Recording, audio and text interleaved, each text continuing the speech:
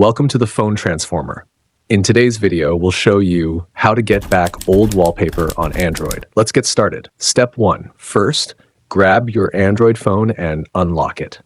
Now find an empty spot on your home screen, anywhere without app icons or widgets, and tap and hold for about a second.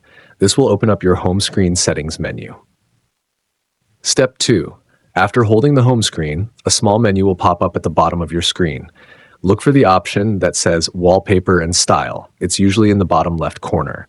Once you see it, tap on it to open the wallpaper settings. Step 3. From the menu, scroll until you find the Change Wallpapers option and click on it.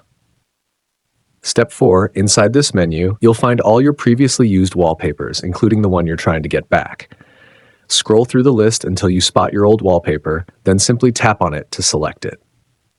Step 5. Almost done. Now, you'll see options to set the wallpaper for your home screen, lock screen, or both. Choose your preference, then tap Next or Apply. Some phones may say Set Wallpaper. Finally, confirm by tapping Done at the top right corner.